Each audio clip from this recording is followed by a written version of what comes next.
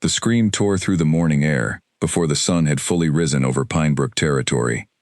Elira was already running. She did not stop to grab a coat, did not stop to think about the mud soaking through her boots, did not stop for anything, except the sound of an animal in pain and a child crying somewhere near the eastern fence line. Her heart pounded as she pushed through the wet grass, her breath coming in short clouds in the cold air. When she reached the fence, she saw it.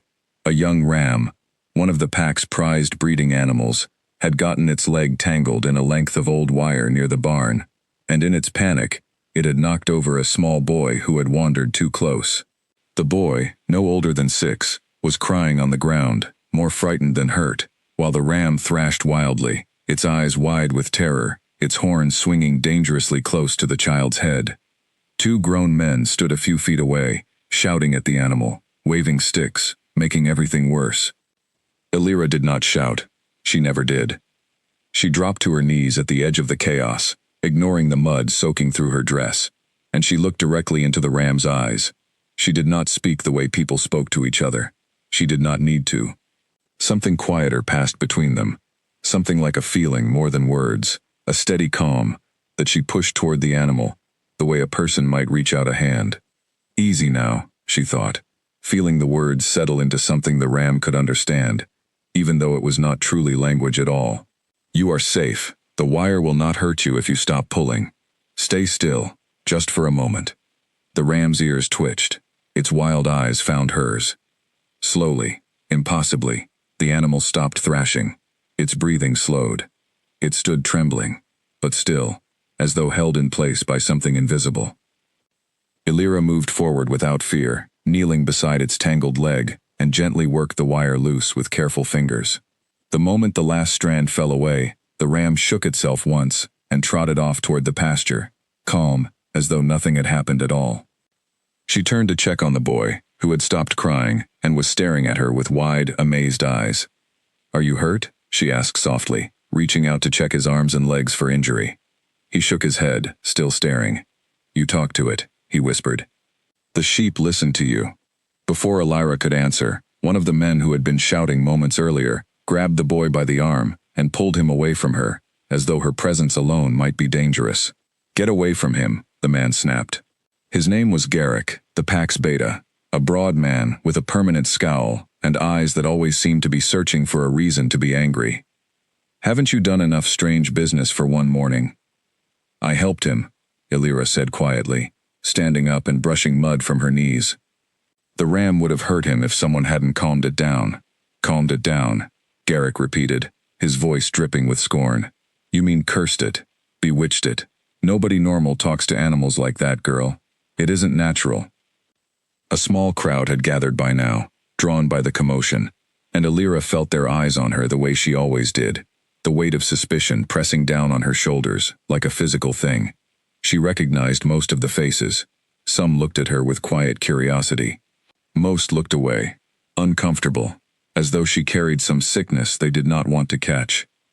"She saved my son," said a woman stepping forward, the boy's mother, relief and gratitude plain on her face. "Garrick, she saved him." "She got lucky," Garrick said flatly. "Or that ram was more scared of her than it was tangled in wire. Either way, I want her gone from the breeding pens. I don't trust what she does to the animals." The woman opened her mouth to argue, but Garrick was already walking away, his authority as beta enough to end the conversation without another word. The crowd began to disperse, murmuring among themselves, throwing glances back at Elira as they went. She stood alone at the fence line, watching the ram graze peacefully in the distance, and she felt the familiar ache settle into her chest. It happened every time. She would help, and for a moment people would look at her with something like wonder, and then the fear would creep back in, and the wonder would turn to suspicion, and the suspicion would turn to the same tired accusations she had heard her whole life. Unnatural, cursed, strange. She had stopped trying to explain herself years ago. There was no explaining a gift that people did not want to understand. Elira turned and walked back toward the small cottage she called home, tucked near the edge of the territory where the trees grew thick and the pack rarely ventured. It was the same cottage her mother had lived in, the same one where Elira had been born, and the same one where her mother had died when Alira was only 12 years old, leaving her alone in a world that had never quite known what to do with either of them. Her mother had shared the gift. Alira remembered watching her as a child, sitting in fields for hours, with wild birds landing on her shoulders, calming frightened horses with nothing more than a gentle hand and a quiet mind, healing sick animals that the pack's healers had given up on. Her mother had been kind and gentle and endlessly patient, and the pack had repaid her kindness with the same suspicion they now gave Alira. Some people whispered that her mother's gift had come from a curse laid on their bloodline generations ago. Others said she had made a bargain with something in the deep woods that no decent person would ever make. Nobody asked her mother directly. Nobody ever asked Alira directly either. They simply decided what to believe and treated her accordingly. Inside the cottage, Alira built a small fire and set a pot of water to boil, more out of habit than hunger. Her cat, an old gray tabby named Whisper, who had wandered into her life 5 years ago and never left, jumped onto the table and settled beside the window, watching her with patient golden eyes. "You are troubled," the cat seemed to say, in the wordless way that animals always spoke to her. "I saved a child today," Alira said aloud, mostly to herself, "and they still looked at me like I was the danger." The cat blinked slowly, a gesture of understanding that required no translation. Alira sat down heavily at the table and rubbed her tired eyes. She was 22 years old, unmarried, without pack standing, without family beyond the animals who trusted her more than any person ever had. She worked in the stables when they allowed her to, cleaning stalls and helping birth foals when the regular hands were too afraid to get close to a distressed mare. She was paid little and respected less, but it was the only place in the pack where her gift was occasionally, grudgingly, useful enough to be tolerated. She thought sometimes about leaving Pinebrook altogether, striking out for one of the human towns beyond the packlands, where nobody would know about wolves or shifters, or gifts passed down through blood. But leaving felt like giving up on the only home she had ever known, and some stubborn part of her refused to be chased away by people who had never once given her a fair chance. The rest of the day passed quietly.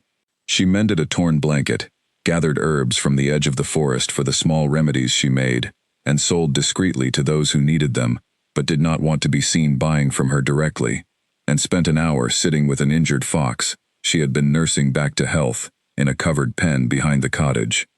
The fox had arrived 3 weeks earlier with a wounded leg, likely caught in a hunter's trap, and it had taken days of patient, wordless reassurance before the animal trusted her enough to let her clean and bind the wound. Today, watching the fox move more easily around its pen, testing weight on the healing leg, she felt a small flicker of satisfaction that no amount of village gossip could take from her. As evening fell, she walked toward the village square out of habit, drawn by the sound of unusual excitement carried on the wind. Something was different tonight.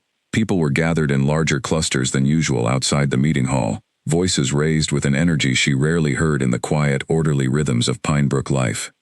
She kept her distance, standing near the edge of the crowd where the shadows were thickest, listening. "Confirmed by messenger just this afternoon," a voice was saying. "The Alpha King himself, coming to Pinebrook before the season turns." Alira's breath caught in her throat. The Alpha King. Every pack in the territory answered to him, though few had ever seen him in person. Cale Ashbourne ruled from the capital, a distant and legendary figure, whose name carried the kind of weight that made even the boldest pack members lower their voices. Stories about him varied depending on who told them. Some called him a fair and just ruler, who had brought years of peace between the packs. Others whispered that he carried a darkness in him since his father's death, a grief that had never fully healed, and that his wolf, the largest and most feared wolf spirit in the kingdom, had grown wild and dangerous in the years since, answering to no one, not even the king himself. "Why would the king come here, of all places?" someone asked. "Pinebrook has never mattered to anyone in the capital before." "The choosing," another voice answered, hushed and reverent. "It has been years since the last one. The king travels to every territory before it happens, they say, searching the packs for anyone worthy of standing before the royal wolf." Alira had heard of the choosing before, though only in old stories told by the pack elders on long winter nights. It was said that once, long ago, wolves could sense a bond in certain humans and shifters that went beyond ordinary loyalty, a kind of connection that came only once in a generation, if that. The choosing ceremony had once been a grand tradition across the kingdom, though most people now considered it little more than folklore, a piece of history that had faded along with so many old customs. They say the king's wolf hasn't accepted anyone since his father died, a third voice added. Not a single soul. It nearly tore apart 2 guards last winter when they tried to restrain it during a storm. The king barely controls it himself. A ripple of unease passed through the crowd at that, and Alira felt it too, a strange prickling awareness she could not quite name. She had never met a wolf spirit as powerful as the ones described in stories about the king's beast, but she had spent her whole life listening to animals that others had given up on, animals that everyone else called untamable, or dangerous, or lost causes. She pushed the thought away before it could take root. It was foolish to imagine that a girl mocked for her strange gift, a girl with no pack standing and no family name worth mentioning, would have any role to play in the arrival of the most powerful ruler in the kingdom. Still, as she turned to walk home beneath the darkening sky, she could not shake the small, persistent feeling that something in her life was about to change, whether she was ready for it or not. The next morning, the pack was thrown into a frenzy of preparation. Word spread quickly that the king's arrival was only days away, and Pinebrook's leaders wanted every corner of the territory to look its best. Fences were repaired that had stood crooked for years. The meeting hall was scrubbed from floor to rafters. Even the roads leading into the village were cleared of fallen branches and debris, as though the king himself might judge the pack by the tidiness of its footpaths. Alira was given more work than usual in the stables, since every horse in Pinebrook needed to be groomed and calmed in case they were needed for the king's visiting retinue. She did not mind the extra work. It kept her hands busy and her mind occupied, and for once, nobody complained when she spent extra time speaking softly to nervous animals, so long as the horses ended up gleaming and well-behaved by the time the king's convoy arrived. But even as she worked, she overheard the whispers continuing around her, growing louder and more anxious with each passing day. The king's wolf was the true subject of every conversation, more than the king himself. Stories multiplied and grew stranger with each telling. Some said the wolf had killed a stable hand in another territory who approached it without permission. Others said it refused to eat unless fed by the king's own hand, and even then, only sometimes. A few claimed the wolf had not slept peacefully in over a year, pacing through the night in restless, unexplainable torment. Alira found herself listening more closely than she meant to. Some quiet part of her, curious about an animal that so many people feared, and so few seemed to understand. She had spent her whole life being told that her gift was useless, that talking to animals solved nothing important, that real strength belonged to those who could fight and rule, and command respect through force rather than patience. But she had also spent her whole life watching frightened, wounded, misunderstood creatures calm down the moment someone finally took the time to listen to them instead of trying to control them. She wondered, briefly and foolishly, what it might be like to stand in front of a wolf that powerful. She wondered if it too was simply frightened and misunderstood, wearing its danger like armor, because nobody had ever offered it anything gentler. Then she caught herself wondering such things, and pushed the thought firmly away. It was not her place. It would never be her place. Whatever happened when the king arrived, it would happen far above her. In halls and ceremonies she would never be permitted to enter, and she would watch it unfold from the shadows, the way she watched everything else in Pinebrook, an outsider looking in. By the time the sun set on the 3rd day of preparations, the entire pack buzzed with anticipation, so thick it seemed to hum in the air itself. Tomorrow, the messengers had confirmed, the Alpha King would arrive at Pinebrook's gates. Alira walked home slowly that evening, Whisper trotting along beside her through the grass, and she found herself glancing toward the horizon more than once, as though she might catch some early sign of the storm that was about to arrive in her quiet, overlooked corner of the world. She had no way of knowing, not yet, just how completely that storm was about to change everything she thought she understood about her place in it. The morning of the king's arrival came gray and cold, with a mist clinging low to the fields around Pinebrook. Alira woke before dawn, unable to sleep, and spent the early hours tending to the fox in its pen and feeding Whisper before the village fully stirred to life.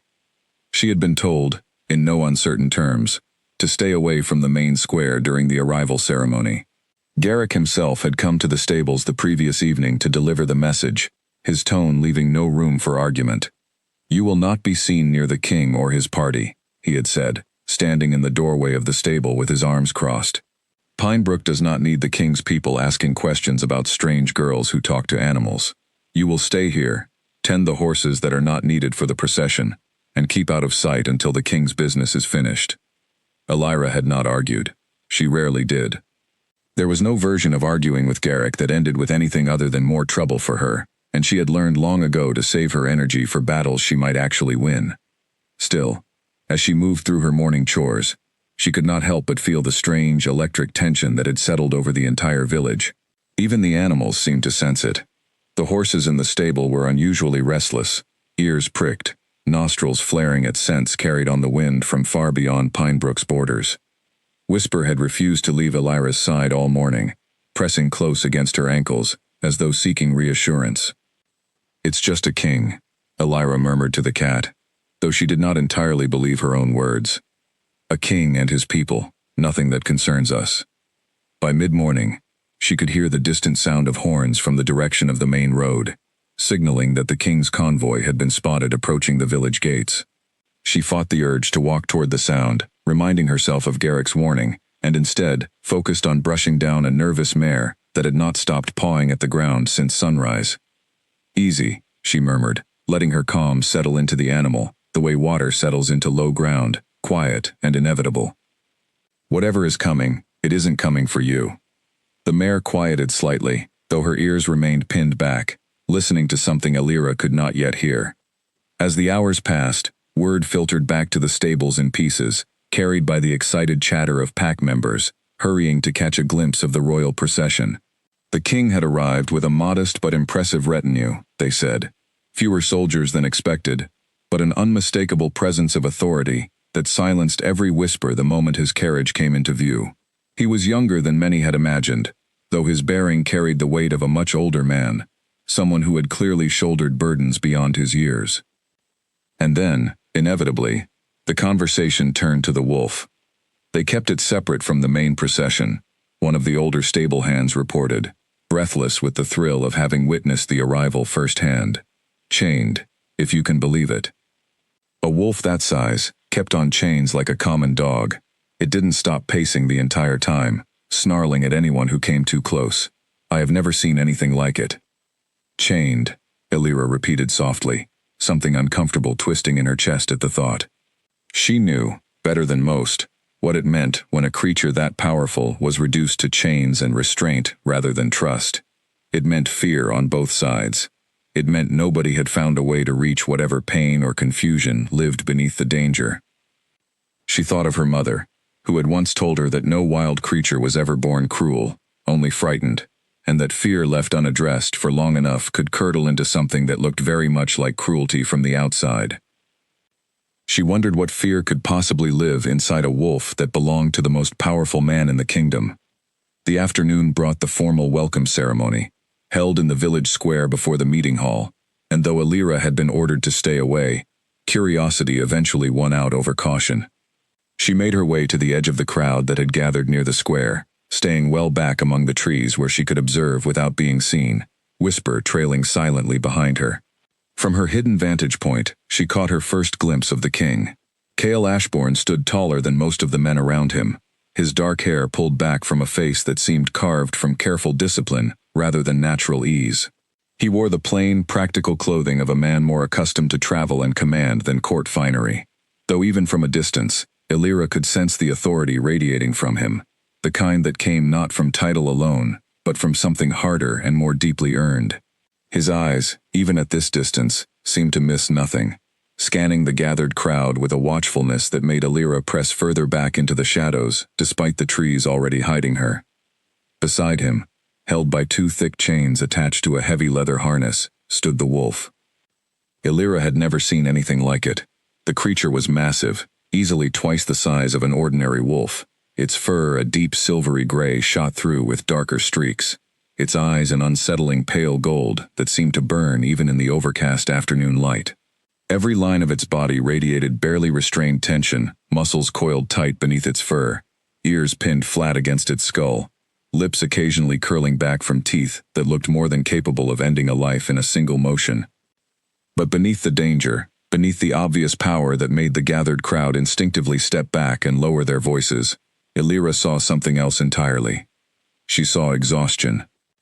The wolf moved like a creature that had not truly rested in longer than it could remember, its restless pacing carrying an edge of something closer to desperation than aggression. Its golden eyes darted constantly across the crowd, never settling, never finding whatever it seemed to be searching for. When one of the guards moved to check the tension of its chain, the wolf flinched before it snapped, a reaction that looked far more like fear than dominance. Illyra's heart ached at the sight, an unexpected and unwelcome tug of sympathy for a creature that half the kingdom feared, and the other half whispered about like a monster from an old story. She stayed hidden through the formal speeches, through the pack elders' careful, deferential greetings to the king, through the long recitation of Pinebrook's loyalty and gratitude for his visit. She watched Cale accept it all with the same guarded, unreadable expression, his attention repeatedly drifting toward the restless wolf at his side, a flicker of something like worry crossing his features each time the creature's chains rattled with renewed agitation. He cares for it, Illyra thought, surprised by the realization. Whatever the stories say, he isn't cruel to it. He's afraid for it, or afraid of losing whatever connection they used to have. She thought of her own mother again, of the years spent watching her calm creatures that everyone else had given up on, and something in her chest tightened with a feeling she could not quite name.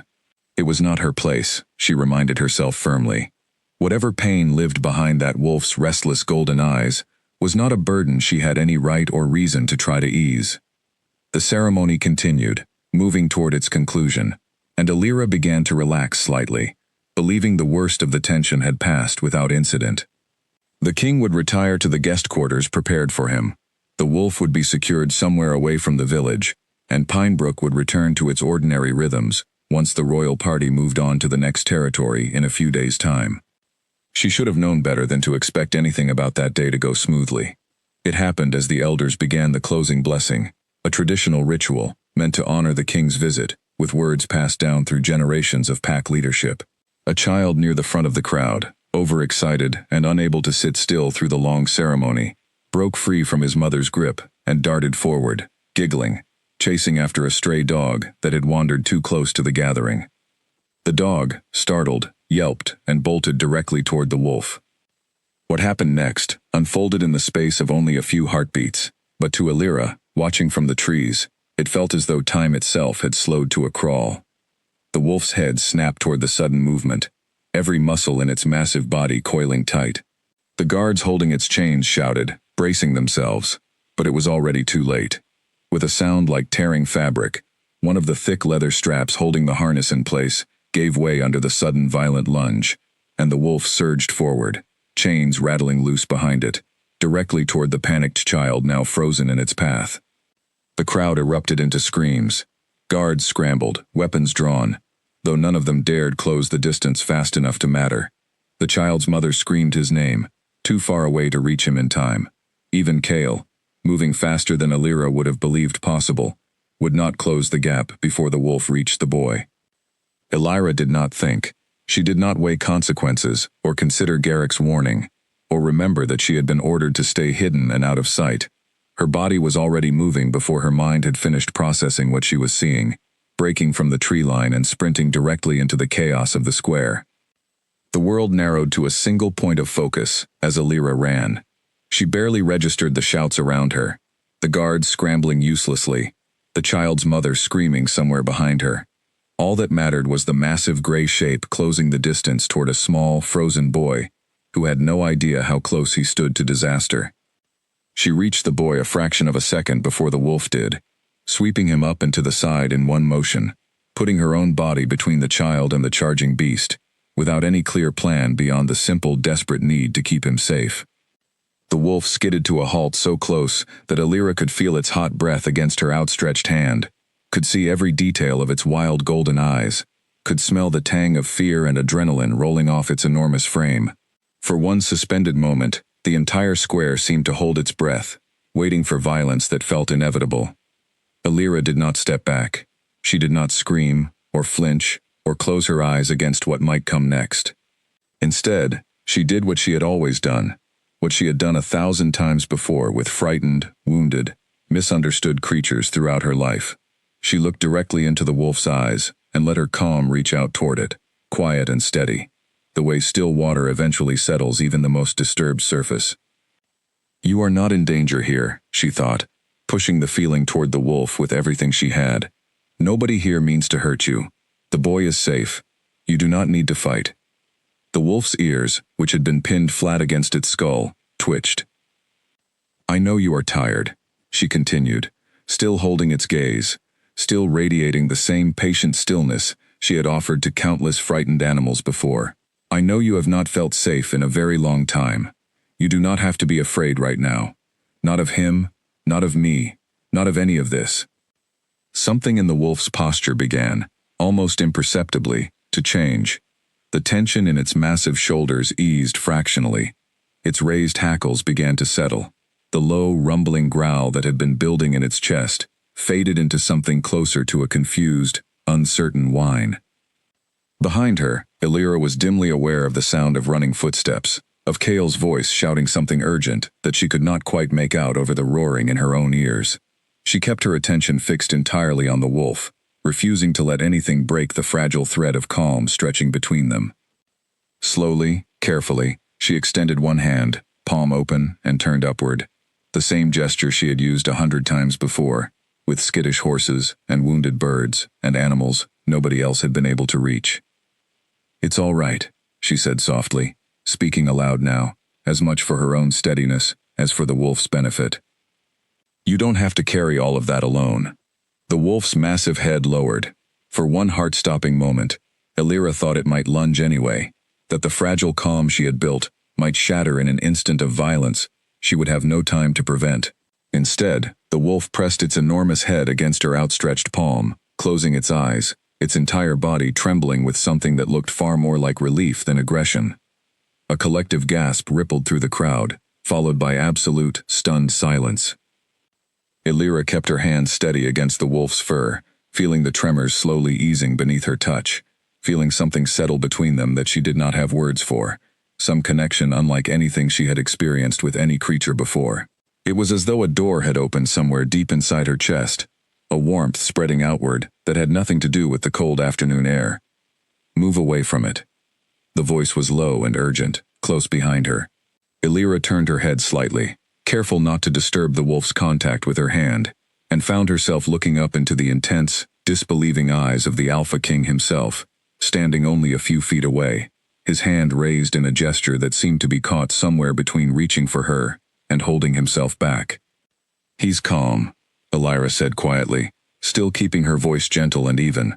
"He isn't going to hurt anyone. He was just frightened." "Frightened?" Kale repeated, as though the word itself did not make sense applied to the creature standing quietly beneath her hand. "This wolf has not allowed anyone but me within 10 feet of it in over a year. It nearly killed 2 of my own guards last winter for attempting exactly what you are doing right now. Maybe nobody asked him what he actually needed," Illyra said simply.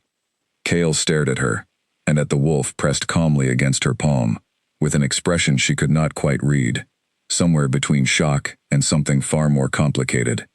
The wolf, for its part, seemed entirely unbothered by the king's presence, keeping its head firmly against Illyra's hand, its golden eyes, now half closed, in something that looked remarkably like contentment.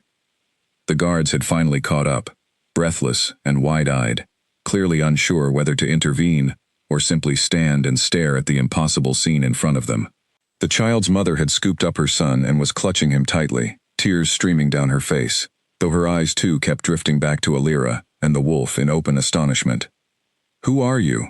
Kale asked, his voice quieter now, though no less intense. "Illyra," she said. "Illyra Vance. I work in the stables." "The stables," he repeated, glancing briefly toward Garrick, who had pushed his way to the front of the crowd, and now stood frozen, his face a mixture of horror and disbelief. "This is the girl who talks to animals. The one you told me was not worth mentioning." Garrick's mouth opened and closed several times without producing any sound. Kale turned his attention back to Illyra, studying her with an intensity that made her want to look away, though she forced herself to hold his gaze instead. Whatever else was happening, whatever chaos had just unfolded, and however impossible the last several minutes had been, she refused to let herself shrink beneath anyone's scrutiny. Not after finally, for once, doing something that mattered. "How did you do that?" he asked. "I don't know how to explain it in a way that will make sense to you," Alira admitted honestly. "I've always been able to feel what animals feel, at least a little. Fear, pain, comfort. I can sometimes offer them calm when they need it. That's all I did." "That is not all you did," Kale said, shaking his head slowly, his eyes never leaving the wolf pressed contentedly against her hand. "That wolf has not looked at anyone the way it is looking at you right now, not even me, not since my father died, and everything between us changed. I have spent a year trying every method available to reach him again. Healers, trainers, ancient rituals recovered from forgotten texts. Nothing has worked. Nothing has even come close." Alira did not know what to say to that. She simply kept her hand steady against the wolf's fur, feeling the strange, warm connection humming quietly between them, unlike anything she had ever experienced before with any other creature in her life. One of the older pack elders, a stooped woman named Agatha, who had served Pinebrook's council for longer than Alira had been alive, stepped forward slowly, her eyes wide with a kind of reverent astonishment that Alira had never seen directed at her before. "The choosing," Agatha murmured, loud enough for those nearby to hear. "I have not witnessed such a thing in 60 years, but I know the old signs when I see them. This is no ordinary calming, Your Majesty. This is the bond itself, awakening between your wolf and this girl." A ripple of murmurs spread through the crowd at her words, disbelief and astonishment tangled together in equal measure. Kale's expression shifted, something guarded and skeptical settling over his features, even as his eyes remained fixed on the sight in front of him. "The choosing has not occurred in generations," he said slowly. "It is a story told to children, not a genuine event that happens in village squares over a runaway dog." "And yet," Agatha said calmly, gesturing toward the wolf still resting peacefully against Alira's palm, "here it is happening, in front of every witness gathered in this square." Kale's jaw tightened. He looked at Alira again, and this time his gaze carried something sharper, more calculating, as though he were reassessing everything he thought he understood about the situation, and about her. "You will come to the guest quarters," he said, his tone leaving no room for argument, though it lacked the harshness Alira had expected. "Tonight. I need to understand exactly what has happened here, and I do not intend to discuss it in the middle of the village square."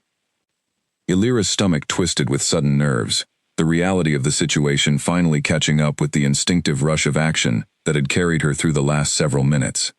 She was being summoned by the Alpha King himself, in front of the entire pack that had spent her whole life treating her as an embarrassment best kept out of sight. She glanced toward Garrick, whose face had gone pale, his earlier scowl replaced by something closer to genuine alarm. She glanced toward the crowd, where faces that had always looked at her with suspicion now stared with open, stunned disbelief.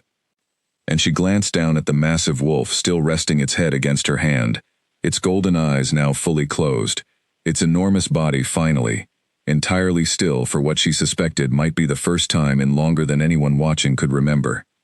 "All right," she said quietly, to Kale, to the wolf, to whatever strange new chapter of her life had just begun, in the middle of an ordinary, overcast afternoon. "I'll come."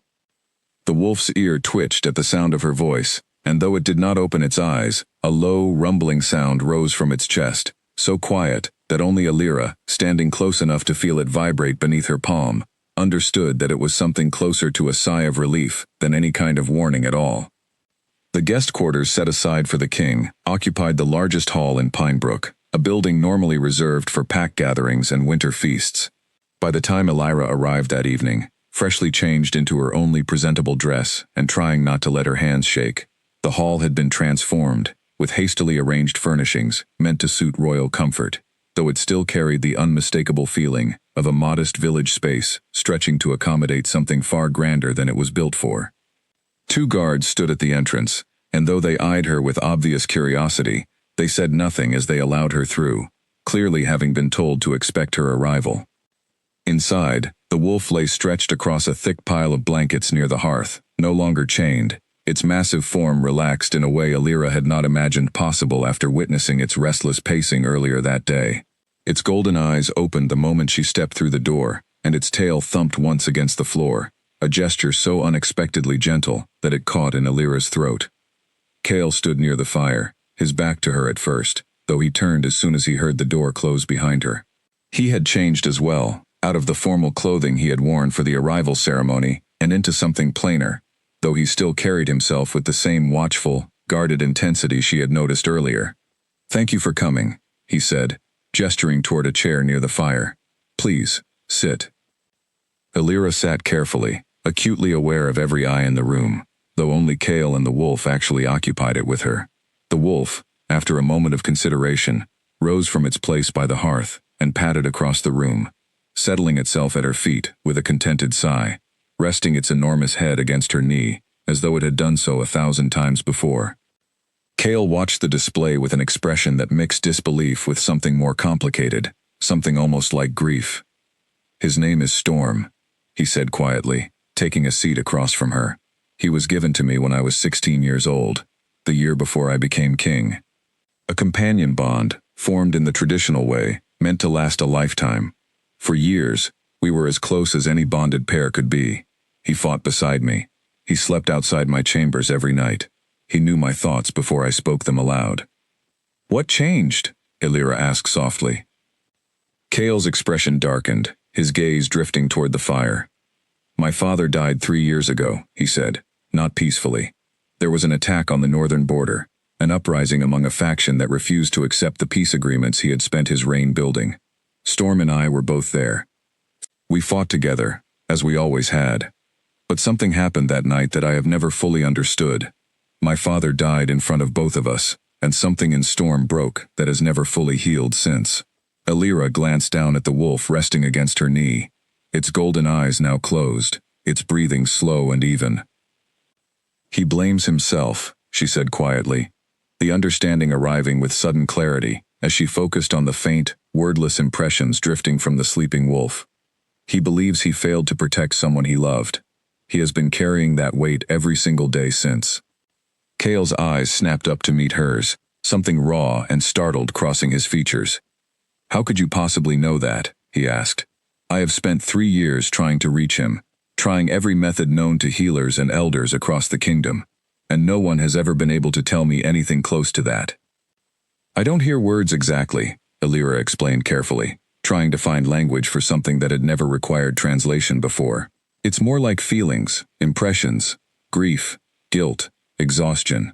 He's been holding on to all of it alone for a very long time, and nobody has ever told him it wasn't his fault." Kale was silent for a long moment, his jaw tight, his eyes fixed on his wolf, with an expression that Alira recognized instantly, because she had seen it so many times, reflected back at her, from creatures nobody else understood. It was the look of someone desperate to help, but utterly lost as to how. "I have told him it wasn't his fault," Kale said finally, his voice rough. "More times than I can count. It never seemed to reach him. Maybe he needed to hear it from someone who could actually feel what he was carrying," Alira said gently. "Sometimes words alone aren't enough, no matter how true they are." Kale studied her for a long moment, and Alira found herself holding perfectly still beneath his scrutiny, uncertain what conclusion he might reach about her strange gift, about the impossible connection that had formed so suddenly and so completely between her and his wolf. "The elder in the square called this the choosing," he said finally. "I dismissed it as superstition when she said it, but I have read enough history to know the stories are not entirely without foundation. Do you understand what that means, if it is true?" Alira shook her head slowly. "Only what I've heard in old tales told by pack elders, that it happens rarely, and that it means some kind of deep bond forming, beyond ordinary friendship or loyalty." "It means," Kale said, choosing his words with obvious care, "that Storm has recognized something in you that he has not recognized in anyone else in 3 years, including me. The old texts describe it as a kind of chosen kinship, a bond the wolf itself selects, independent of rank, or title, or expectation. It is rare enough that most people in this kingdom have never witnessed it in their lifetimes." "What happens now?" Alira asked, unable to keep the uncertainty from her voice. Kale's expression grew more careful, more measured, as though he were weighing several possible answers before settling on the truth. I do not fully know, he admitted. But I do know that Storm has not rested this peacefully in 3 years, and I am not willing to walk away from whatever has caused that, simply because it is unexpected or inconvenient. I would like you to come to the capital, Illyra, to help me understand what has happened between you and Storm, and perhaps to help him find whatever piece he has been missing since my father's death. Illyra's mind raced. Leaving Pinebrook, the only home she had ever known, to travel to the capital and involve herself directly with the Alpha King and his court, felt like stepping off the edge of a cliff into water whose depth she could not measure. I have no standing here, she said carefully. No family name, no pack rank. Your court will not welcome someone like me. My court will do as I instruct, Kale said, a flicker of something almost like humor crossing his otherwise serious expression. And regardless of what anyone else thinks, Storm has made his preference clear, in a manner nobody in that square today could reasonably dispute. As if in agreement, the wolf shifted against Illyra's knee, letting out a low, contented sound, before settling more deeply into sleep. Illyra looked down at him, at this massive, powerful creature that half the kingdom feared and misunderstood, now resting peacefully against her for what she suspected might genuinely be the first time in years, and she felt something settle inside her own chest as well, a certainty she had not expected to find. All right, she said quietly. I'll come. Kale's shoulders eased slightly, some of the tension he had carried since she first walked through the door finally releasing. Thank you, he said, and for the first time since she had met him, his voice carried something warmer than guarded formality. I know this is not a small thing I am asking of you. No, Illyra agreed, glancing once more at the sleeping wolf, but I think it might be the right thing, regardless of how small or large it turns out to be. Outside, beyond the walls of the hall, Pinebrook continued its evening routines, unaware that the girl so many of its people had spent years dismissing and mocking had just agreed to leave everything she had ever known behind, to walk beside the most powerful ruler in the kingdom, and the wolf that only she had ever truly managed to reach. The journey to the capital took 4 days, winding along roads that grew steadily wider and more traveled the farther they moved from the quiet edges of Pinebrook.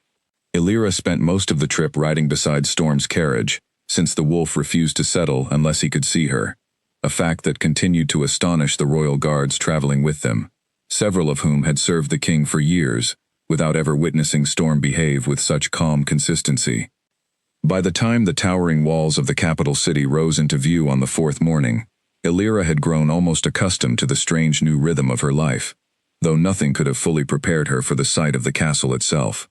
It rose from the center of the city like something carved from an ancient mountain, its spires catching the morning light, its walls thick with generations of history she had only ever heard about in distant, half-remembered stories.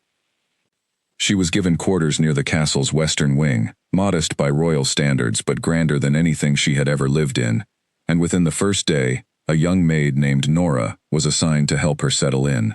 Nora was warm and quick to smile, with an easy friendliness that Illyra had rarely encountered from strangers, and within their first conversation, she found herself relaxing in a way she had not expected. Everyone is talking about you, Nora said cheerfully, helping Illyra unpack the small bag of belongings she had brought from Pinebrook. The girl who calmed the king's wolf. Some of the guards say it's like something from an old story come to life. I imagine plenty of people are less impressed than the guards, Illyra said carefully. Nora's smile faltered slightly, though she did not deny it. There will always be people who don't like change, especially change that shakes up who holds power around here. But don't let that stop you from settling in properly. This castle needs a bit of shaking up, if you ask me. Illyra appreciated the honesty more than empty reassurance, and over the following days, she settled into a routine that revolved almost entirely around Storm.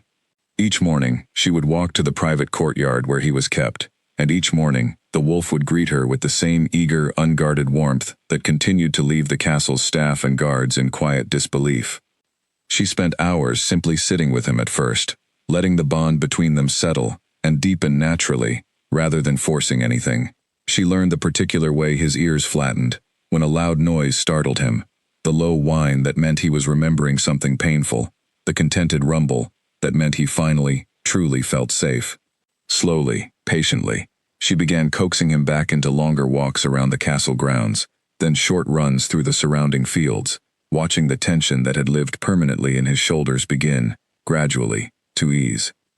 Kale joined them more often than Alira had expected, arriving in the mornings before his official duties began, watching from a respectful distance as she worked with Storm, occasionally asking careful questions about what she sensed from the wolf during particular moments.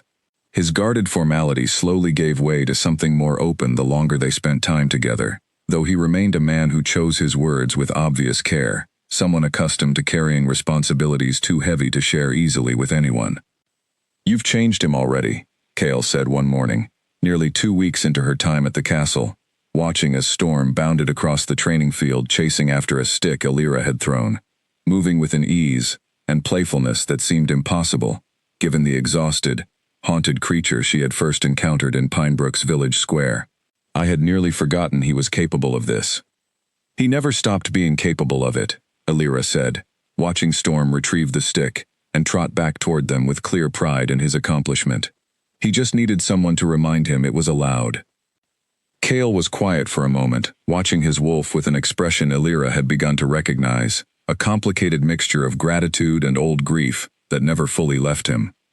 "My father used to say that strength without gentleness eventually breaks whatever it's meant to protect," he said quietly. "I understood the words when he said them. I do not think I ever fully understood what he meant until now." Alira glanced at him, surprised by the unguarded honesty in his voice. "You've been trying to hold everything together by yourself," she said carefully. "The kingdom, the peace your father built, Storm's pain, your own grief, that's an enormous weight for anyone to carry." "It is a king's duty to carry it," Kale said, though his voice lacked its usual certainty. "Even kings need somewhere to put things down sometimes," Alira said. "Even wolves." Storm, as though understanding the conversation despite having no grasp of the actual words, trotted over and leaned his considerable weight against Kale's legs, nearly knocking the king off balance. Kale let out a surprised laugh, an unguarded sound that transformed his entire face, and Alira found herself smiling at the sight, something warm unfolding in her chest that she did not entirely know how to name. Not everyone in the castle shared Kale's growing openness toward her presence. Word of Alira's unusual gift and her rapid, unprecedented influence over Storm had spread quickly through the court, and while some greeted her with genuine curiosity, others treated her with the same wary suspicion she had grown up with in Pinebrook, only now magnified by the political stakes involved. Chief among her skeptics was a court advisor named Hollis, a thin, sharp-eyed man who had served 3 generations of the royal family, and clearly viewed any unexpected influence over the king's decisions as a personal affront. He said little to Alira directly, but she often caught him watching her from across the great hall, with an expression of calculated appraisal that made her uneasy. Delia, a young noblewoman who had grown up alongside Kale, and clearly harbored ambitions of her own regarding his future, was far less subtle in her disdain. She cornered Alira one afternoon in a quiet corridor, her voice pitched low but sharp with barely concealed hostility. "You should understand something," Delia said, her tone deceptively pleasant. "Whatever strange trick you've managed with the king's wolf, it does not make you one of us. You are a stable girl from some forgotten village nobody has ever heard of. The court will never accept you as anything more than a temporary curiosity." "I never asked to be accepted," Alira replied evenly, refusing to let the words rattle her, though they landed with more sting than she wanted to admit. "I'm here to help Storm, nothing more." "See that it stays that way," Delia said, her smile not reaching her eyes, before turning and sweeping away down the corridor, leaving Alira standing alone, with the familiar, exhausting weight of unwanted suspicion settling once again onto her shoulders. She told no one about the encounter, not wanting to create unnecessary friction or seem as though she were seeking sympathy she had not asked for. But that evening, sitting with Storm in the quiet courtyard as the sun set behind the castle walls, she found herself more grateful than usual for the wolf's simple, uncomplicated presence beside her. "You never care what anyone else thinks of me," she murmured, running her fingers through his thick fur. "I wish more people were like that." Storm huffed softly and pressed his head more firmly against her side, as though offering the only comfort he knew how to give. Unbeknownst to Elira, in a private chamber elsewhere in the castle, Hollis and Garrick, who had traveled to the capital under the pretense of official pack business, sat together over cups of wine, their voices low and careful. "She is becoming a problem," Garrick said, his earlier scorn for Elira now tinged with something closer to genuine alarm. "The king listens to her. Storm obeys her. If this bond deepens further, she could gain influence that neither of us can predict or control. Then we simply need to ensure the bond does not survive long enough to matter," Hollis replied, swirling the wine in his cup with deliberate calm. "A girl like that, with no family, no allies, no standing of her own, is easier to remove than you might imagine. We simply need to find the right circumstances and the right moment to act." Garrick studied him carefully. "And if the king discovers what we intend," Hollis's smile was thin and cold, "then we will simply need to be certain he never has the chance." Outside, unaware of the quiet plotting unfolding within the castle's walls, Elira continued sitting beside Storm as the last light faded from the sky, entirely unprepared for the danger already beginning to gather around her. The first sign of trouble arrived 3 days later, disguised as an ordinary mishap that anyone else might have dismissed without a second thought. Elira arrived at the courtyard one morning to find Storm unusually agitated, pacing along the fence line with his hackles raised, refusing to settle even when she called softly to him. It took several minutes of patient coaxing before she finally understood what had upset him so completely. Someone had left a small, wounded bird near his enclosure overnight, its wing bent at an unnatural angle, clearly placed there deliberately, rather than having wandered in on its own. Storm, sensitive to suffering in ways that had only grown sharper since his bond with Elira deepened, had spent the entire night unable to rest, distressed by the creature's pain and unable to help it. Elira gathered the bird gently, feeling a cold unease settle over her as she worked to splint its wing with careful, practiced hands. The bird would recover, she was fairly certain, but the placement felt too deliberate to be an accident. Someone had wanted to unsettle Storm, and by extension, unsettle her. Who would do this? Nora asked later that day, when Elira mentioned the incident while the two of them sat together, during a rare, quiet afternoon. "I don't know," Elira admitted, though a familiar face had already crossed her mind more than once. "But it felt intentional. Storm has been anxious ever since, and I can't seem to fully calm him the way I normally can." Nora's expression grew serious. "You should tell the king." "And say what?" Elira asked, frustration creeping into her voice despite her efforts to remain calm. "That someone left an injured bird near his enclosure. It will sound like nothing to anyone who wasn't there to see how deeply it affected him." She did not mention the incident to Cale that day, uncertain whether raising concerns without solid proof would only make her seem paranoid or overly dramatic, the exact impression she least wanted to create among a court already inclined to view her with suspicion. The incidents continued in small, deniable ways over the following week. A loud noise deliberately created near Storm's enclosure late at night, startling him into hours of restless pacing. A rumor, whispered carefully through the servants' quarters, suggesting that Elira had been overheard boasting about controlling the king's wolf for her own advantage, a claim so far from the truth that Elira could hardly believe anyone would repeat it, yet the damage of suspicion spread regardless of its accuracy. Delia's hostility, meanwhile, grew bolder rather than more subtle. She began making pointed comments during court gatherings, always phrased carefully enough to avoid direct accusation, yet clearly designed to plant doubt about Elira's intentions. "It is curious, is it not?" Delia remarked, loudly enough for several nearby nobles to hear during one evening gathering, "how quickly an unknown girl from an unremarkable village has managed to gain such influence over both the king's wolf and, some might say, the king himself. One wonders what methods she might be using to secure such rapid favor." Elira felt the weight of every eye that turned toward her at those words, the familiar, exhausting suspicion she had spent her whole life trying to outrun, now following her even into the heart of the castle. She held her composure, refusing to give Delia the satisfaction of a visible reaction, though the effort cost her more than she wanted to admit. Cale, standing nearby, had clearly heard the comment as well. His expression darkened, though he said nothing in the moment, and Elira caught the careful, calculating look he gave Delia before turning his attention pointedly elsewhere. Later that evening, He found Elira in the courtyard, sitting quietly beside Storm, as she often did after difficult days. "I heard what Delia said," he told her, settling onto the bench beside her without invitation. "I should have addressed it immediately. I apologize for not doing so." "It wouldn't have changed anything," Elira said honestly. "People believe what they want to believe. I learned that a long time ago. That does not mean it should go unchallenged," Cale said, his voice carrying an edge of frustration that Elira suspected was directed more at himself than at her. "You have done nothing but help Storm since the moment you arrived. The idea that you might be manipulating anyone for personal gain is not only false, it is deeply unfair." Elira glanced at him, surprised by the intensity in his voice. "You believe me?" "Of course I believe you," Cale said, as though the question itself surprised him.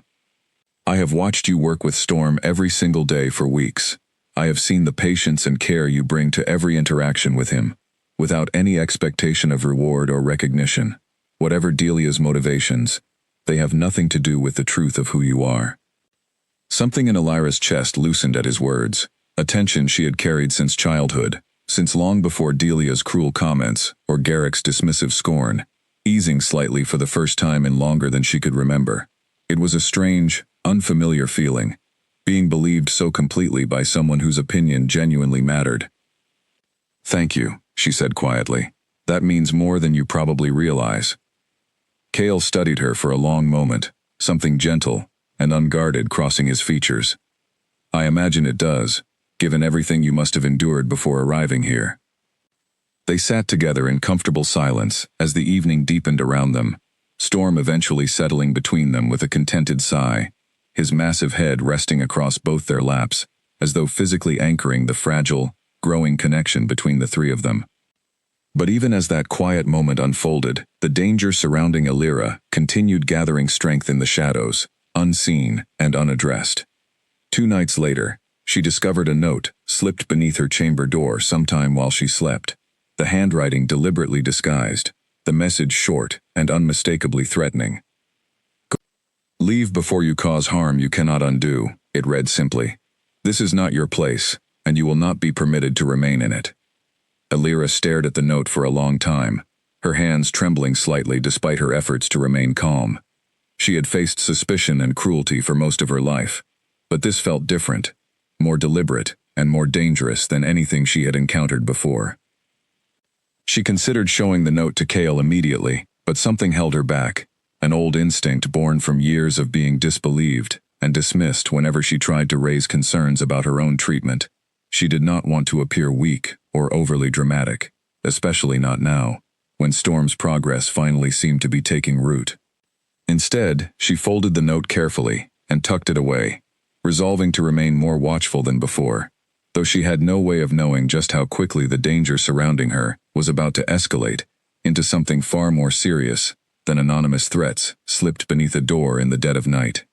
The following morning, she found Storm more agitated than she had ever seen him, refusing to eat, pacing his enclosure with an intensity that reminded her uncomfortably of the frightened wild creature she had first encountered in Pinebrook's village square.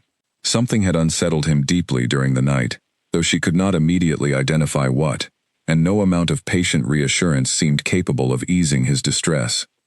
It was only when she finally managed to calm him enough to sit quietly beside him that she understood, through the faint, wordless impressions passing between them, that Storm had sensed something during the night that had frightened him far more than any loud noise or wounded bird ever could. He had sensed danger, not to himself, but to her. Elira decided, after Storm's unsettled behavior that morning, that she could no longer keep the threatening note to herself. She found Cale in his private study later that day, poring over reports from the Northern Territories, and though she hesitated at the door, the memory of Storm's frightened pacing pushed her forward. "I need to show you something," she said, and pulled the folded note from her pocket, setting it carefully on the desk in front of him. Cale read it twice, his expression darkening with each pass, his jaw tightening in a way that reminded Elira of the restrained tension she had first seen in Storm during the arrival ceremony in Pinebrook. "When did you receive this?" he asked, his voice controlled but unmistakably angry. 2 nights ago, Elira admitted. "I should have told you sooner. I didn't want to seem as though I was overreacting." "Overreacting," Cale repeated, setting the note down with careful, deliberate control, as though he did not entirely trust himself to handle it roughly. Someone has threatened your safety within the walls of my own castle, and you are worried about seeming overly dramatic. I've spent my whole life being told my concerns don't matter, Alira said quietly. It's a difficult habit to break. Kale's expression softened slightly, though the anger beneath it remained clearly present. That habit ends now. Whoever wrote this will be found, and they will answer for it. I will not have anyone threatened under my protection, least of all you. He called for his personal guard captain immediately, instructing a discreet investigation into the note's origin, though both of them understood that finding proof would likely prove difficult, given how carefully the message had been disguised. Over the following days, Kale's attention toward Alira's safety became more visible, guards stationed more prominently near her chambers, his own presence during her time with Storm growing more frequent and deliberate. Some of the court noticed the shift and drew their own conclusions, and though Alira tried to ignore the renewed whispers following her through the castle corridors, she could not entirely escape the growing awareness that whatever was happening between her and Kale had moved beyond simple professional concern into something neither of them had fully acknowledged aloud. It was during one of these quieter, guarded evenings that Kale finally spoke more openly than he ever had before about his father's death, sitting beside Alira in the courtyard, while Storm dozed peacefully between them. He was not perfect, Kale said quietly, staring into the middle distance, as though watching the memory unfold in front of him. He made difficult decisions that cost lives, decisions I did not always agree with, even as I understood their necessity. But he taught me everything I know about what it means to carry responsibility for people who depend on you. When he died, I felt as though I had lost not only my father, but the only person who truly understood the weight of what I carried. You've been carrying it alone ever since, Alira said gently. I did not know how else to carry it, Kale admitted. A king is not meant to show weakness, even to those closest to him. I convinced myself that strength meant enduring everything silently, including Storm's pain, including my own grief. I nearly forgot that strength and gentleness were never meant to be opposites. Alira reached out, resting her hand gently over his, an instinctive gesture she did not fully consider before making it. Kale went still beneath her touch, his eyes finding hers with an intensity that made her breath catch in her throat. You don't have to carry it alone anymore, she said softly. For a long moment, neither of them moved. The quiet courtyard holding its breath around them, Storm's steady breathing, the only sound breaking the stillness.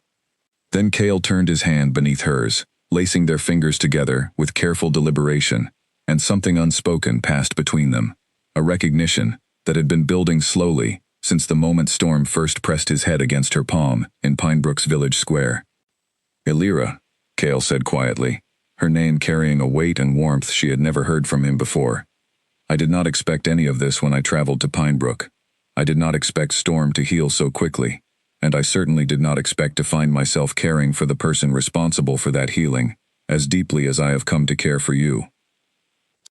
Alira's heart pounded, uncertainty and hope tangled together as she searched his face for any sign of hesitation or doubt. She found none. I didn't expect any of this either, she admitted. I spent my whole life believing my gift made me unwelcome, everywhere I went. I never imagined it would lead me here. Kale lifted her hand gently, pressing a soft kiss against her knuckles, a gesture so unexpectedly tender that it left Alira momentarily breathless.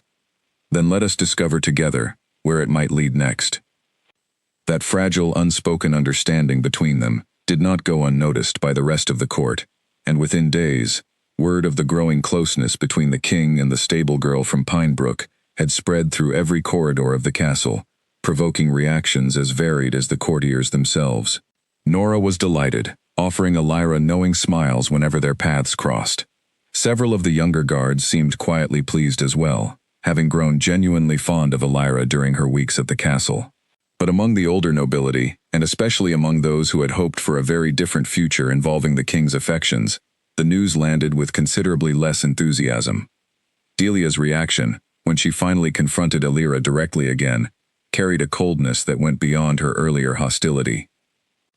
You truly believe he could care for someone like you, Delia said, her voice tight with barely restrained fury, as she cornered Alira in an empty corridor, a stable girl, with no family, no title, no understanding of what it means to stand beside a king. You will embarrass him, and yourself, and when this foolishness finally runs its course, you will find yourself discarded and forgotten, exactly as you deserve. That's not for you to decide, Alira replied, refusing to let the venom in Delia's words shake her composure, though the effort required more strength than she wanted to admit. We will see, Delia said, her smile thin and cold as she swept past, just how long your little fairy tale lasts. Alira did not mention the confrontation to Kale, unwilling to let Delia's cruelty overshadow the fragile happiness she had finally allowed herself to feel. But that evening, sitting once again beside Storm in the quiet courtyard, she could not shake the feeling that Delia's threat carried more weight than simple jealousy or wounded pride. Meanwhile, in a private chamber elsewhere in the castle, Hollis and Garrick met again, their earlier caution replaced by growing urgency. The king has grown attached to her, Garrick said grimly. This is no longer merely a matter of an unlikely bond with the royal wolf. If he intends to elevate her further, our influence at court will erode considerably. Then we accelerate our plans, Hollis replied, his voice cold and calculating. The autumn hunting gathering approaches within the week. Every noble family in the kingdom will be in attendance, along with the king himself. It presents the perfect opportunity to expose this girl for the fraud and danger she truly represents, once and for all. And if she is not, in fact, a fraud? Garrick asked, a flicker of uncertainty crossing his features. Hollis's expression did not waver. Then we shall simply have to ensure the circumstances suggest otherwise, regardless of the truth. Outside, unaware of the danger steadily gathering around her, Alira remained with Storm long into the evening, savoring the fragile peace of the moment, entirely unprepared for how completely that peace was about to be shattered.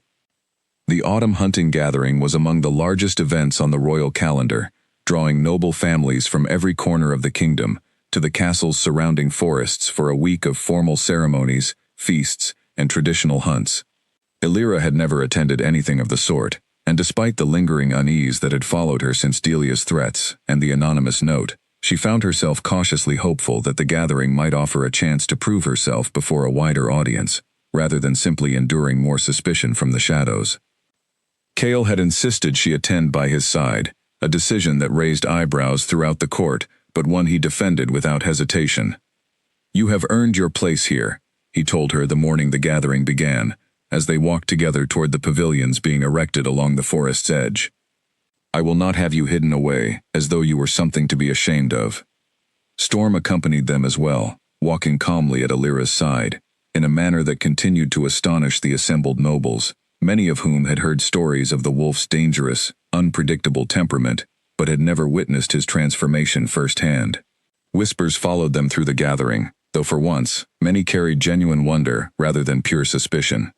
The first 2 days passed with relative calm, filled with formal introductions, feasting, and careful, guarded conversations, with nobles curious about Alira's unusual gift. She remained watchful throughout, unable to fully shake the unease that had settled over her since the threatening note, though nothing occurred to confirm her lingering suspicions. It was on the third day, during the traditional forest hunt that formed the gathering's central event, that everything changed. Alira had not planned to participate directly in the hunt itself, intending instead to remain near the main camp with Storm, while Kale and the other nobles rode out into the surrounding forest. But as the hunting party prepared to depart, Delia approached her with an unexpected invitation, her tone carefully pleasant, in a way that immediately raised Alira's guard. You should join us today, Delia said, smiling in a manner that did not reach her eyes. Surely a girl who claimed such remarkable understanding of animals would enjoy witnessing the hunt firsthand. Unless, of course, you are afraid of what you might see. Alira hesitated, aware of the trap likely hidden within the invitation, yet equally aware that refusing might only fuel further accusations of cowardice or fraud. Kale, standing nearby, frowned slightly at the exchange. You do not need to justify anything to her, he said quietly to Alira. I know, Alira replied, but perhaps it's time I stopped avoiding every challenge, simply because I'm afraid of how it might look. She joined the hunting party that morning, riding near the rear of the group with Storm padding steadily beside her horse. The forest stretched dense and quiet around them, autumn light filtering gold through the canopy overhead, and for a while, The hunt proceeded uneventfully, the nobles tracking deer through the underbrush, while Illyra remained watchful and alert. It was deep within the forest, far from the main hunting party, that Delia found an opportunity to separate Illyra from the group, claiming she had spotted an injured animal that required immediate attention nearby. Against her better judgment, though driven by the instinctive compassion that had defined her entire life, Illyra followed, Storm close behind her, growing increasingly tense with each step deeper into the unfamiliar woods. The trap, when it finally revealed itself, was more elaborate than Illyra had anticipated. She found herself suddenly alone, in a small clearing, Delia having vanished without explanation, only to discover moments later that she was not alone at all. A large, clearly distressed boar, its leg bound tightly enough to prevent proper healing, yet loose enough to allow dangerous movement, had been deliberately released nearby, its pain and confusion making it wildly unpredictable. Worse, Illyra quickly realized that several nobles from the hunting party, including Hollis, had gathered at the clearing's edge, apparently having been informed in advance that something worth witnessing would occur here. "They say she can calm any creature," Hollis announced loudly to the gathered onlookers, his voice carrying false concern that did not match the calculating gleam in his eyes. "Let us see if her remarkable gift extends to something genuinely dangerous, rather than tame stable horses, and a wolf already inclined toward gentleness." Illyra understood immediately what had been arranged. The boar had been deliberately injured and confined to heighten its aggression, then released specifically to expose her, either through failure that would confirm accusations of fraud, or through injury that would demonstrate the supposed danger of her presence at court. The boar charged before she could fully process the danger, its wounded leg forcing an awkward, unpredictable gait that made its movements harder to read than a healthy animal's would have been. Illyra scrambled backward, her calm faltering under genuine fear. For the first time in longer than she could remember, the creature's pain and confusion so overwhelming that her usual careful, patient approach could not settle fast enough to prevent the charge. She felt a sharp, glancing impact against her shoulder as she twisted away, pain flaring bright and immediate, though she managed to avoid the worst of the collision. She fell hard against the forest floor, momentarily stunned, the boar circling back for another charge, as the gathered nobles watched in a mixture of horror and morbid fascination. Far across the forest, in the moment Illyra's fear and pain spiked sharply through their bond, Storm's head snapped up with a violence that startled the entire main hunting party. Kale, who had been riding at the front of the group, felt something shift in the wolf's demeanor that he recognized instantly. A desperate, frantic energy, unlike anything he had witnessed since Storm's darkest days following his father's death. "Something is wrong," Kale said, his voice sharp with sudden alarm. Storm did not wait for confirmation. He broke into a full sprint, faster than any horse could match, crashing through the underbrush with single-minded urgency, following a connection that guided him unerringly toward Illyra, despite the considerable distance separating them. Back in the clearing, the boar charged a second time, and Illyra, still recovering from her fall, knew she would not fully avoid this collision. She braced herself, drawing on every scrap of calm she could muster, reaching desperately toward the animal's pain and fear despite her own escalating panic. She never had to find out whether her efforts would have been enough. Storm arrived with a force that shook the entire clearing, intercepting the boar's charge with a violence that sent the smaller animal tumbling aside, stunned but, to Illyra's immense relief, not seriously harmed. Storm stood over the boar for one tense moment, every muscle coiled with protective fury, before turning immediately toward Illyra, his golden eyes wide with a desperation that mirrored the fear she had felt only moments before. He pressed his massive body against her, checking her over with frantic, wordless urgency, and Illyra, despite the pain still throbbing in her shoulder, wrapped her arms around his neck, feeling tears she had not expected slip down her cheeks. "I'm all right," she whispered, though her voice trembled. "You found me. You're all right." The gathered nobles stood frozen in stunned silence, having just witnessed the king's wolf cover an impossible distance in mere moments, guided by nothing but an invisible bond, connecting him to a girl many had spent weeks dismissing as inconsequential. Kale arrived moments later, having followed Storm's frantic path through the forest, his expression shifting from urgent fear to something closer to fury as he took in the scene before him.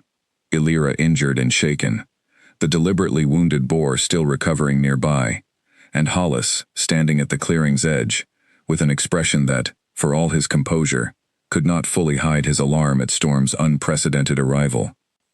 "What?" Cale said, his voice dangerously quiet. "Has happened here?" Nobody in the clearing spoke for a long moment, the weight of the question settling over the gathered nobles like a physical thing, each of them suddenly, acutely aware that whatever had been intended by this cruel and elaborate trap, it had instead revealed something far more significant than anyone had anticipated. Cale knelt beside Illyra immediately, his fury momentarily set aside in favor of urgent concern, his hands careful and gentle as he checked the injury to her shoulder. Storm remained pressed against her other side, refusing to move, his golden eyes fixed warily on the gathered nobles as though daring any of them to approach. "I am all right," Illyra said again, wincing slightly as Cale's fingers found the bruised, swollen area near her collarbone. "It looks worse than it is. Storm reached me before anything serious happened." "You should not have been in danger at all," Cale said, his voice tight with barely controlled anger, his eyes lifting to survey the clearing, the deliberately wounded boar, and the assembled onlookers who had clearly gathered in anticipation of witnessing exactly this outcome. "Someone will explain to me precisely how this came to happen, and they will do so honestly, or they will regret their silence considerably more than they will regret the truth." The silence that followed stretched long and uncomfortable, until one of the younger nobles, clearly rattled by what he had witnessed, and unwilling to bear responsibility for a plot he had only reluctantly agreed to observe, finally spoke. "Lord Hollis arranged it," he said quickly, refusing to meet Hollis's furious glare. "He said it would be a test, a way to determine the truth about her gift, before she gained further influence over your majesty. Lady Delia led her here under false pretenses." Cale's gaze snapped toward Hollis, whose composed expression had finally begun to crack under the weight of open accusation. "Is this true?" Cale demanded. "I acted only out of concern for the crown," Hollis said, though his voice lacked its usual confident calm. "This girl has gained undue influence in a remarkably short time, your majesty. It seemed prudent to determine whether that influence was genuine, or merely a clever manipulation designed to secure favor and position." "Prudent," Cale repeated, his voice cold with barely restrained fury. "You deliberately wounded an animal, arranged for it to attack someone under my protection, and gathered witnesses to observe the outcome, all under the guise of prudence. Where is Delia?" As though summoned by the question itself, Delia emerged from the tree line at the clearing's edge, her earlier confidence faltering, as she took in the scene before her, Storm's protective stance, Cale's barely contained rage, and the assembled nobles now watching her with expressions ranging from disbelief to open condemnation. "I merely suggested she might enjoy observing the hunt more closely," Delia said, though her voice wavered. "I had no knowledge of Lord Hollis's specific plans." "That is a lie," Illyra said quietly, pushing herself carefully to her feet, with Storm's steady support beside her. "You have made your feelings toward me clear since the moment I arrived. This was no innocent suggestion." Delia's composure finally shattered entirely, months of carefully concealed jealousy and resentment spilling out in a rush of bitter words. "You do not belong here. You never did. A stable girl with a strange, unnatural gift, suddenly commanding the king's attention and his wolf's loyalty, while those of us who have spent our entire lives preparing to serve this court are dismissed and overlooked. Was I supposed to simply accept that quietly? You were supposed to accept that jealousy does not justify deliberately endangering someone's life," Cale said, his voice carrying an authority that silenced the clearing completely. "Whatever grievances you believed you had, this crosses into territory that cannot be forgiven or excused."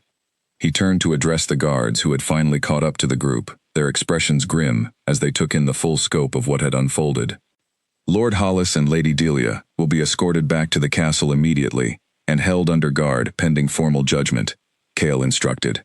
"Their actions today constitute a direct threat against someone under royal protection, and they will answer for it, according to the full weight of the law." Hollis's earlier composure crumbled entirely, as guards moved to restrain him, his protests growing increasingly desperate as he was led from the clearing. Delia, by contrast, fell silent, her earlier defiance replaced by something closer to hollow resignation, as though she had finally understood the full consequences of the path she had chosen. As the guards escorted both conspirators away, Cale turned his attention fully back to Alira, his expression softening from cold fury into something far gentler, though the concern in his eyes remained sharp and evident. "Let me take you back to the castle," he said quietly. "You need proper attention for that injury, and I need to know you are truly safe." Alira nodded, exhaustion and lingering shock finally catching up with her, now that the immediate danger had passed. Storm stayed pressed close against her side throughout the journey back, his earlier frantic energy settling gradually into watchful, protective calm, refusing to let more than a few feet of distance open between them at any point along the way.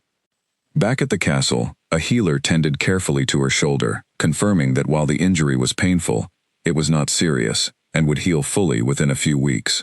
News of what had happened during the hunting gathering spread quickly through the castle, and by evening, the entire court seemed to have heard some version of the story, reactions ranging from horrified disbelief at Hollis and Delia's actions to renewed, genuine respect for Alira, whose composure and honesty throughout the ordeal had left a clear impression on everyone who witnessed the aftermath.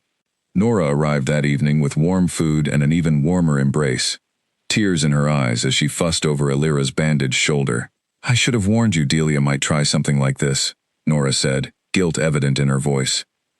"I heard rumors of her bitterness, but I never imagined she would go this far. None of us could have known," Alira reassured her gently. "This isn't your fault." Later that night, once the castle had settled into quiet and Nora had finally been convinced to return to her own rest, Cale came to check on Alira once more, finding her sitting beside Storm in her chambers, the wolf curled protectively at her feet, as though standing guard even in sleep. "How are you feeling?" Cale asked, settling carefully beside her. "Sore," Alira admitted, offering a small, tired smile. "But grateful. If Storm hadn't reached me when he did." She did not finish the thought, and Cale's expression tightened at the implication, his hand finding hers with careful, deliberate warmth.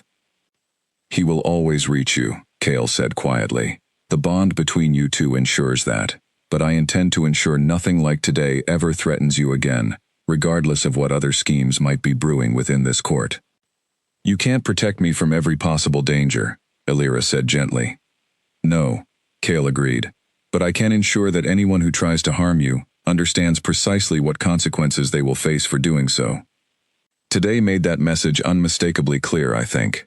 Alira studied him for a long moment, warmth spreading through her chest despite the day's exhausting ordeal, gratitude and something deeper settling comfortably between them as Storm's steady breathing filled the quiet room. "Thank you," she said softly, "for believing me, and for standing beside me, even when it would have been easier not to." Cale lifted her hand gently, pressing a soft kiss against her knuckles, exactly as he had once before, though this time the gesture carried a certainty that had not fully existed between them until this very moment. "There was never any version of today where I would have done otherwise," he said simply, and Alira, exhausted, but finally, truly at peace, allowed herself to believe him completely. Word of Hollis and Delia's judgment spread through the kingdom within days. Hollis, stripped of his advisory position and titles, was exiled from the capital entirely, forbidden from ever holding influence within the royal court again. Delia, whose actions were judged with slightly more leniency given her age and the absence of any prior offenses, was sent to serve a lengthy period of restricted service within a distant territory, far removed from the court she had once hoped to dominate. Garrick, whose earlier scheming with Hollis was eventually uncovered through careful investigation, lost his position as Pinebrook's beta, a consequence that reached Alira through Nora with a satisfaction she did not try particularly hard to hide. In the weeks that followed, the castle settled into a calmer rhythm, the shadow of conspiracy finally lifted from its halls. Alira's shoulder healed steadily, and Storm's transformation continued to deepen, his restless, haunted energy replaced almost entirely by the calm, contented presence of a wolf who had finally, fully found his peace. He no longer paced through the night. He no longer flinched at sudden movements or unexpected sounds. He greeted each morning with the simple, uncomplicated joy of a creature who had rediscovered how to trust the world around him. The pack elders, along with several respected scholars summoned from across the kingdom, formally confirmed what Agatha had first suggested back in Pinebrook's village square. The bond between Alira and Storm was indeed the choosing, a rare and sacred connection unseen in the kingdom for generations, one that carried significance extending well beyond simple companionship.